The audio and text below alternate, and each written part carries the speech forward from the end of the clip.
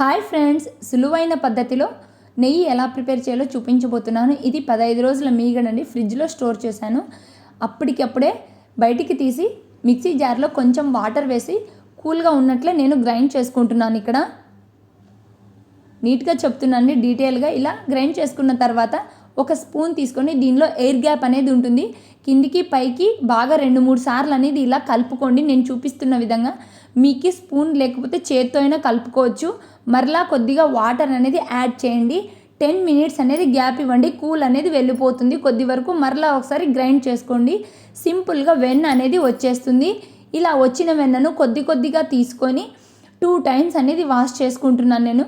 ఇక్కడ చూడండి, వెన్న అనేది ఎంత సింపుల్గా వచ్చింది. చేతికి తీసుకుని రాగానే వచ్చేస్తుంది. ఇక్కడ నేను 2 సార్లు అనేది వాష్ చేసుకుంటున్నాను. ఇలా వాష్ చేయడం వల్ల వెన్న కూడా ఫ్రెష్గా ఉంటుంది.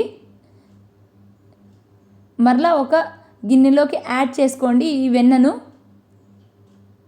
ఈ వెన్న అనేది ఉదయం 6 to 8 లోపల తీసుకుంటే చాలా మేలండి. ఈజీగా వచ్చేస్తుంది. ఎండ పడిన తర్వాత ఆఫ్టర్ 9కి రాదండి వెన్న అనేది.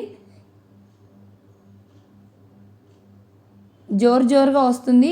ఇలా చిక్కగా రాదండి వెన్న అనేది. అందుకే 6 to 8 లోపల వెన్న అనేది తీసేసుకోండి.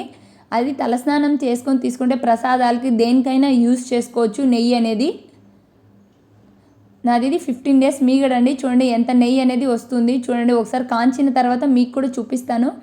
ఇప్పుడు ఈ వెన్నను గ్యాస్ మీద పెట్టుకోండి. ఒక 10 మినిట్స్కి అనేది రెడీ అయిపోతుంది. ఇది దగ్గరన పడిన తర్వాత నేను తమలపాకును మజ్జిగలో ఇలా అద్ది వేసుకుంటున్నాను. నెయ్యి అనేది ఫ్రెష్గా ఉంటుంది. మీరు కరివేపాకు, మెంతులు కూడా యాడ్ చేసుకోవచ్చు. మనకు ఎక్కువ రోజులు నిల్వ ఉండాలంటే నెయ్యిలో కొంచెం బెల్లం అనేది వేసుకోవచ్చు.